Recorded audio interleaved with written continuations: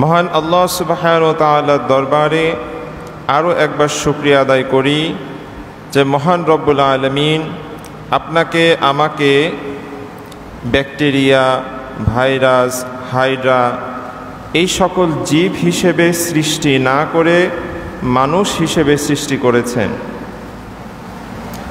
আল্লাহ সুবহানাহু ওয়া তাআলা আমাকে আপনাকে লতাপাতা, গাছপালা, বৃক্ষ বা উদ্ভিদ হিসেবে সৃষ্টি না করে মানুষ হিসেবে সৃষ্টি করেছেন।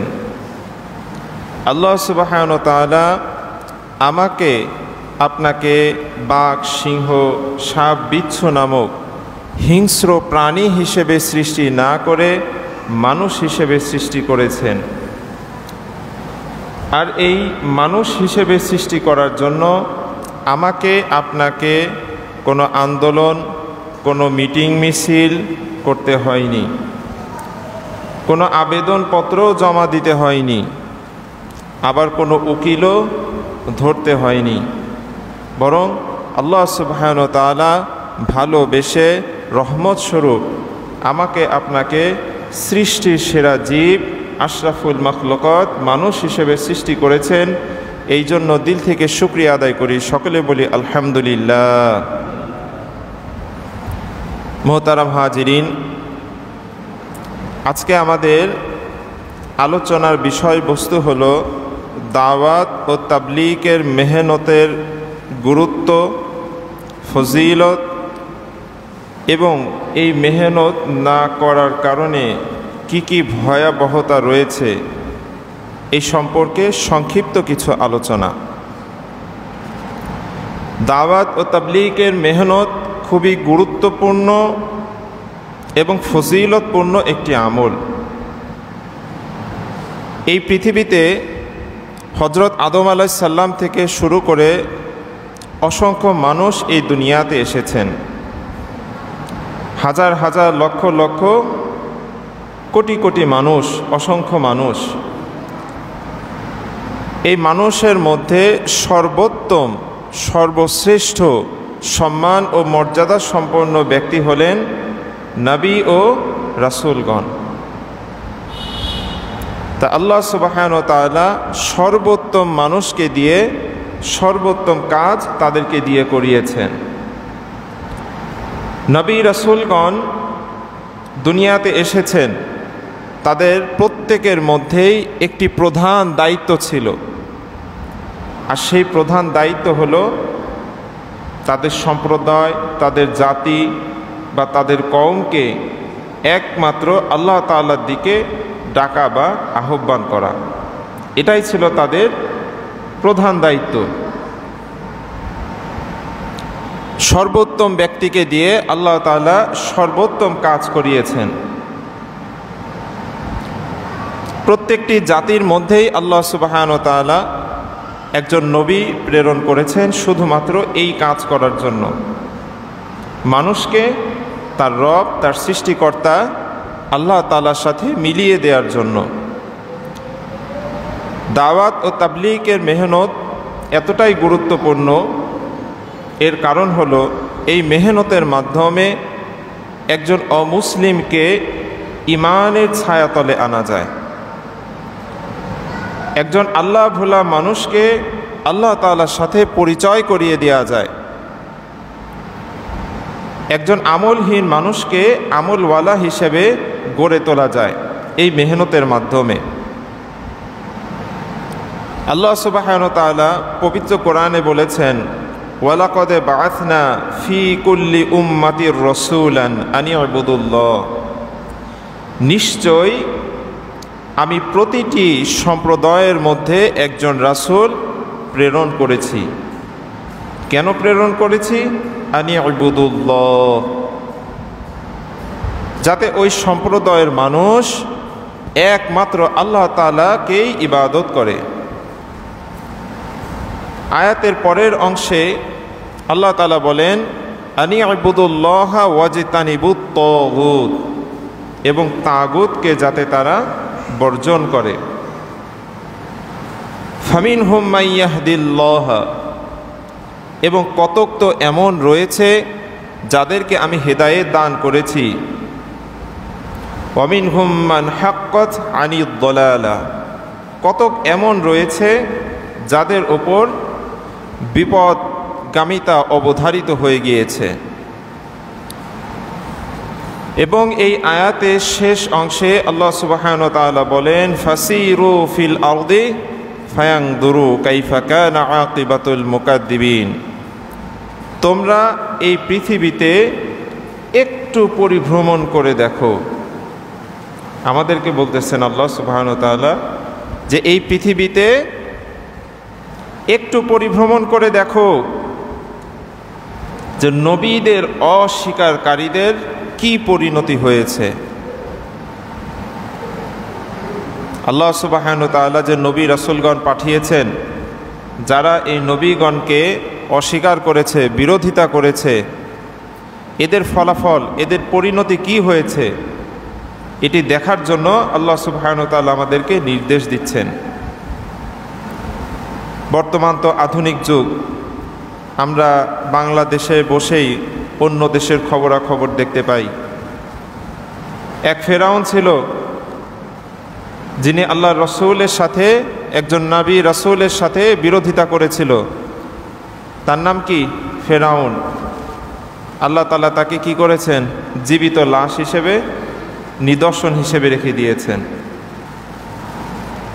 আমরা তো দেখতে পাই, পৃথিবী পরিভ্রমণ না করলেও এক দেশের থেকে অন্য দেশের খবরাখবর কিন্তু আমরা দেখতে পাই। নবীদের যারা অস্বীকার করেছে তাদের পরিণতি কি হয়েছে। পবিত্র কোরআনে সূরা নূহর মধ্যে হযরত নূহ আলাইহিস সালামের ঘটনা রয়েছে। আল্লাহ সুবহানাহু ওয়া তাআলা বলেন, ক্বালা রাব্বি ইন্নী দাআউতু কওমি লাইলা ওয়া নাহারা। হযরত নূহ আলাইহিস সালামের ঘটনা।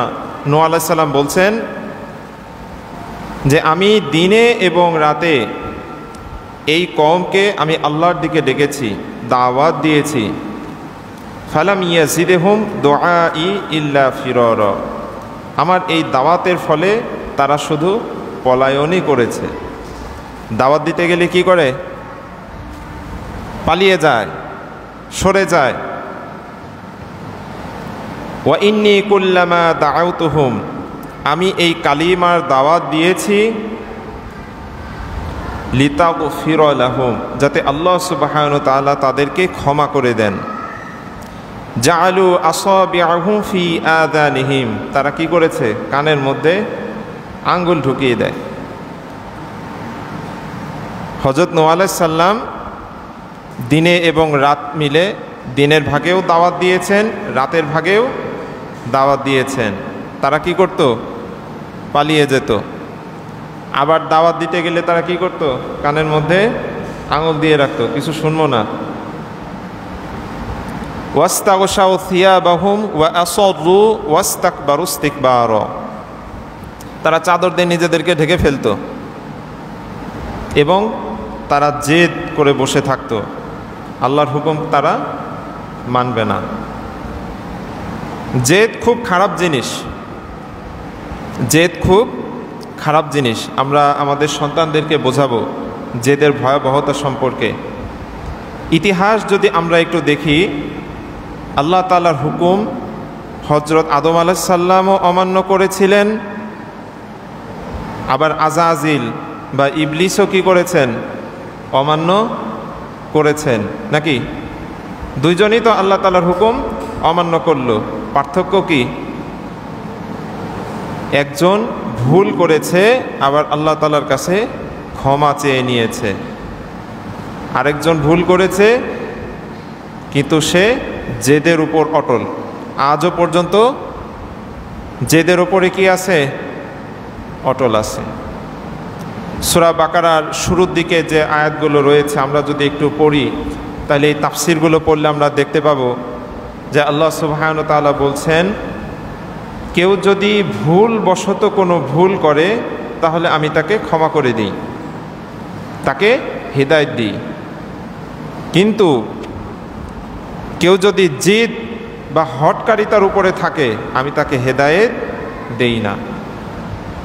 এই জিনিসগুলো আমরা একটু উপলব্ধি করার চেষ্টা করব এবং আমাদের সন্তানদেরকে বোঝানোর চেষ্টা করব যে জেদ করা সর্ব অবস্থাতেই খারাপ। এটি মানুষকে কি করে? ধ্বংসের দিকে নিয়ে চলে যায়। ইবলিস যদি জেদের উপর অটল না থাকতো তাহলে সেও হয়তো ক্ষমা পেয়ে যেত, কারণ হুকুম তো দুইজনই অমান্য করেছেন। যিনি ভুলবশত ভুল করেছেন, আল্লাহ তাআলার কাছে ক্ষমা চেয়েছেন, তো আল্লাহ তাআলা তাকে ক্ষমা করে দিয়েছেন। আরেকজন কি আছে? জেদের উপরে অটল আছে। এবং আমরা নিজেরাও খেয়াল রাখার চেষ্টা করব যে আমরা যে ভুল করছি, আমরা কি জেদ করে ভুল করছি কিনা, আমাদের জেদের উপরে আমরা অটল আছি কিনা। আমার ভাইয়ের সাথে আমি সম্পর্ক রাখবো না তো রাখবই না, বোনের সাথে সম্পর্ক রাখবো না তো রাখবই না, এগুলো তো জেদ। সন্তানদেরকেও বোঝানোর চেষ্টা করব, আমরা নিজেরাও একটু উপলব্ধি করার চেষ্টা করব। আমরা তো প্রত্যেকেই গুনাহগার, তো এমন কোনো গুনাহ হচ্ছে কিনা জেদ বশত গুনাহ। তো মোহতারাম হাজিরিন, যে কথাগুলো বলছিলাম হযরত নূহ আলাইহিস সালামের কথা, আল্লাহ সুবহানাহু ওয়া তাআলা বলছেন ওয়ালাকাদ আরসালনা নূহান ইলা কওমিহি, হযরত নূহ আলাইহিস সালাম ইলা কওমিহি, তাদের কওমকে দাওয়াত দিয়েছেন। ফালাবিথা ফীহিম আলফা সানাতিন ইল্লা 50 আমা, 50 কম 1000 বছর, 50 কম 1000 বছর, এর অর্থ হলো 950 বছর।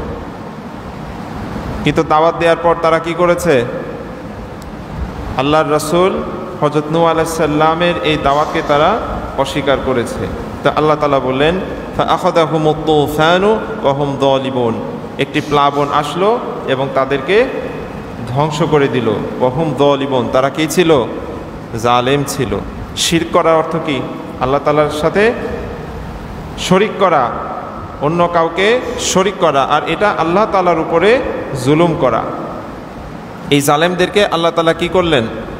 ধ্বংস করে দিলেন। আমাদের রাসূলের জীবনী যদি দেখি, আল্লাহ তাআলার পক্ষ থেকে যখন আল্লাহ রাসূল সাল্লাল্লাহু আলাইহি ওয়াসাল্লামকে নির্দেশ দেয়া হলো যে মানুষের দ্বারে দ্বারে যে আপনি ঈমানের দাওয়াত দিন, মানুষকে আল্লাহ তাআলার দিকে আহ্বান করুন, তো তিনি একদিন সাফা পাহাড়ে গেলেন। যারা হজ করেছেন তারা হয়তো সাফা পাহাড় দেখেছেন। তো সাফা পাহাড়ে উঠে মক্কার যে বিভিন্ন গোত্র ছিল, এই সকল গোত্রের নাম ধরে ধরে তিনি ডাকলেন, এই অমুক গোত্র, অমুক গোত্র, অমুক গোত্র। তো তার ডাক শুনে প্রত্যেকেই সেই সাফা পাহাড়ে উপস্থিত হলো। তা আল্লাহ রাসূল সাল্লাল্লাহু আলাইহি সাল্লাম বলছেন, আমি যদি তোমাদেরকে বলি যে একটা শত্রু সৈন্য এই উপত্যকায় পৌঁছে গেছে এবং সুযোগ পেলেই তোমাদের উপর হামলা করবে, তোমরা কি আমার এই কথা বিশ্বাস করবে? তো তৎকালীন সময় মক্কার কুরাইশ বংশ যারা ছিল প্রত্যেকেই বলল, অবশ্যই আমরা আপনার কথা বিশ্বাস করব, কারণ আমরা কখনো আপনাকে মিথ্যা বলতে দেখিনি। তা আল্লাহ রাসূল সাল্লাল্লাহু আলাইহি ওয়াসাল্লাম বললেন যে আল্লাহ তাআলা আমাকে এখানে প্রেরিত করেছেন বা প্রেরণ করেছেন রাসূল হিসেবে, যাতে আমি তোমাদেরকে কঠিন শাস্তি সম্পর্কে সতর্ক করি। তো এই কথা শুনে আবু লাহাব রেগে গেলেন, রেগে গিয়ে বলেন তাব্বা লাক সিরল ইয়াউম আলিহাদা জামাআতুনা, সকলে বলি নাউযু বিল্লাহ। আবু লাহাব বলতেছে যে সর্বনাশ হোক তোমার, এই কথা বলার জন্য তুমি আমাদেরকে এখানে জামায়াত করেছো। এইভাবে আল্লাহ রাসূল সাল্লাল্লাহু আলাইহি ওয়াসাল্লামকে তারা নির্যাতন করতে লাগলো, লাঞ্ছিত করতে লাগলো। আরেকদিন আল্লাহ রাসূল সাল্লাল্লাহু আলাইহি ওয়াসাল্লাম বলছেন, ইয়া আইয়ুহান নাস কুলু লা ইলাহা ইল্লাল্লাহ তুফলিহু, হে লোক সকল বলো লা ইলাহা ইল্লাল্লাহ তুফলিহু, তাহলে তোমরা সফল কাম হয়ে যাবে। এই কথা শুনে মানুষ কি করলো? তাকে গালি দিতে লাগলো, পাগল বলতে লাগলো, এক শ্রেণীর মানুষ বালি উঠে তাকে নিক্ষেপ করতে লাগলো, আবার কিছু মানুষ তার গায়ে থুতু দিতে লাগলো। সকলে বলি নাউযু বিল্লাহ। তায়েফের ময়দানে তিনি চলে গেলেন মক্কার উপরে নিরাশ হয়ে। তায়েফবাসী তার তো দাওয়াত কবুল করলেই না, বলল, সেখান থেকে বললেন যে আপনি এখান থেকে চলে যান, এবং কিছু উচ্ছৃঙ্খল বালকদেরকে লেলিয়ে দিলেন গালাগাল করার জন্য। তারা ঢিল দিতে থাকলো। আল্লাহ রাসূল সাল্লাল্লাহু আলাইহি ওয়াসাল্লামের শরীর মোবারক থেকে রক্ত ঝরতে লাগলো, পা মোবারক তার স্যান্ডেলের সাথে রক্তে আটকে যেতে লাগলো। তিনি কষ্টে ব্যথায় একটা স্থানে বসে পড়লেন, তাকে বসতে দেয়া হলো না, বলল যে আপনি চলে যান, চলে যান। এইভাবে তাকে সেখান থেকে চলে যেতে বললেন, আর পেছন থেকে পাথর নিক্ষেপ করতে থাকলো। আল্লাহ রাসূল সাল্লাল্লাহু আলাইহি ওয়াসাল্লাম একটি পাহাড়ে যে তিনি অবস্থান করলেন। ফেরেশতা এসে বললেন, ইয়া রাসূলুল্লাহ, আপনি আমাদেরকে অনুমতি দিন, পাহাড় দুই পাশ থেকে চাপ দিয়ে আমি এদেরকে ধ্বংস করে দিই। আল্লাহ রাসূল সাল্লাল্লাহু আলাইহি ওয়াসাল্লাম বললেন যে না, বরং আমি আশা করি এদের বংশধর মধ্যে এমন কিছু মানুষ আসবে যারা আল্লাহ তাআলার ইবাদত করবে এবং আল্লাহ তাআলার সাথে আর কারো শরীক করবে না। সকলে বলি সুবহানাল্লাহ। তা আল্লাহ রাসূল সাল্লাল্লাহু আলাইহি ওয়াসাল্লামের জীবনী থেকে আমরা বুঝতে পারি যে দাওয়াত ও তাবলীগের গুরুত্ব কত বেশি। আল্লাহ সুবহানাহু ওয়া তাআলা বলেন, উদউ ইলা সাবিলি রব্বিকা, হে নবী আপনি আপনার রবের দিকে মানুষকে ডাকুন, বিল হিকমাতি ওয়াল মাউইদাতিল হাসানা। কিভাবে দাওয়াত দিবেন? কৌশল অবলম্বন করবেন, উত্তম রূপে সম্মান স্বরূপ তাকে ডাকুন।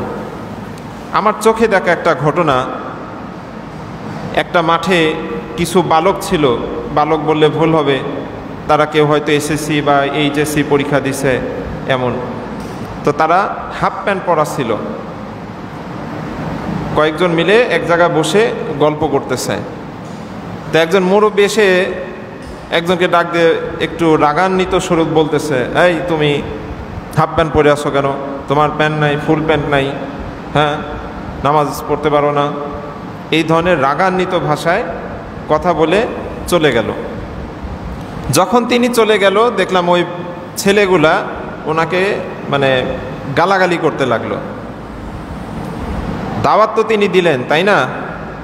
কিন্তু আল্লাহ সুবহানাহু ওয়া তাআলা দাওয়াত দেওয়ার কিছু শর্ত দিয়েছেন। উদউ ইলা সাবিলি রব্বিকা, আপনি আপনার রবের দিকে মানুষকে ডাকুন, বিল হিকমাতি, কৌশল অবলম্বন করুন। এই যে সবার সামনে একজনকে যদি বলি তুমি হাফ প্যান্ট কেন পরেছো, এটা কি কৌশল অবলম্বন হলো? এটা কি সম্মান দেয়া হলো? এটা কি উত্তম রূপে হলো? তো এই সকল শর্ত না মানার কারণে দেখা গেল যে দাওয়াত তো তারা কবুল করলই না, হিতে বিপরীত হলো। এই জন্য আমরা যারা দাওয়াত দিব, নিজের সন্তান হোক, প্রতিবেশী হোক, নিজের কলিগ হোক, ব্যবসায়ী যারা একসাথে ব্যবসা করি বা চাকরি করি, যেভাবেই হোক আমরা কি করব? কৌশল অবলম্বন করব এবং উত্তম রূপে সম্মানের সহিত আমরা দাওয়াত দিব, যাতে এই দাওয়াত সে কবুল করে ইনশাআল্লাহ। আর এই দাওয়াতের কাজ যদি আমরা ছেড়ে দেই তাহলে কি হবে?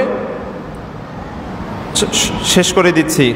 হযরত দাউদ আলাইহিস সালামের ঘটনা আমরা সকলেই জানি। তার উম্মতের উপরে শনিবারের দিন, এই শনিবারের একটি দিন ইবাদতের জন্য নির্ধারণ করা হয়েছিল।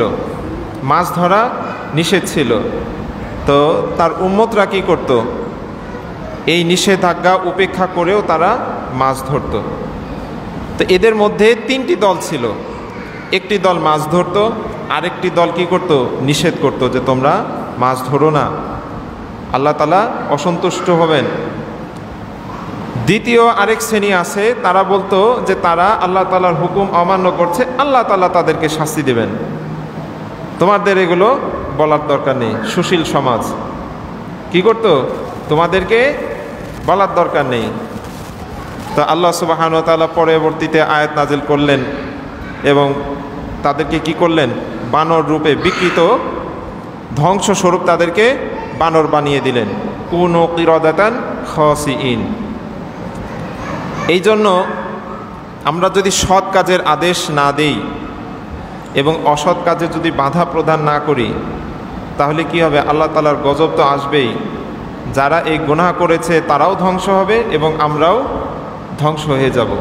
ওই যে এক শ্রেণীর মানুষ যারা হযরত দাউদ আলাইহিস সালামের কওমকে যারা খারাপ কাজ থেকে বাধা প্রদান করেছিল, আল্লাহ তাআলা তাদেরকে কিন্তু হেফাজত করেছেন। আল্লাহ তাআলা তাদেরকে কিন্তু বানর বানিয়ে দেননি। দুই শ্রেণীর মানুষকে বানর বানিয়ে দিয়েছেন, এক যারা চুপ থাকতো, আর এক শ্রেণী যারা মাছ ধরত। সূরা আসরের মধ্যেও আল্লাহ তাআলা বলেছেন, ওয়াল আসর, সময়ের কসম, ইন্নাল ইনসানা লাফি খুসর, প্রত্যেক মানুষই কি ধীরে ধীরে ক্ষতির দিকে যাচ্ছে। ইল্লাল্লাযীনা আমানু, শুধুমাত্র তারা ব্যতীত যারা ঈমান এনেছে, ওয়া আমিলুস সলিহাত, যারা সৎকর্ম করে, ওয়া তাওয়াসাউ বিল হক, যারা সত্যের দিকে মানুষকে আহ্বান করে বা উপদেশ দেয়, ওয়া তাওয়াসাউ বিস সবর, যারা সবরের দিকে, ধৈর্যের দিকে মানুষকে উপদেশ দেয়। তার মানে চারটি কথা, এই চারটি জিনিস, নিজে আমল করা, ঈমান আনা, আমল করা এবং অন্যকে সত্যের দিকে উপদেশ দেয়া, ধৈর্যের দিকে উপদেশ দেয়া। আর তা যদি না করি তাহলে দ্বিতীয় আয়াতেই আল্লাহ তাআলা বলেছেন আমরাও কি তাহলে ক্ষতির মধ্যে পড়ে যাব। তা আল্লাহ সুবহানাহু ওয়া তাআলা আপনাকে আমাকে দ্বীনের দাওয়াত দেওয়া, নিজে আমল করার তৌফিক দান করুন। সকলে বলি আমিন।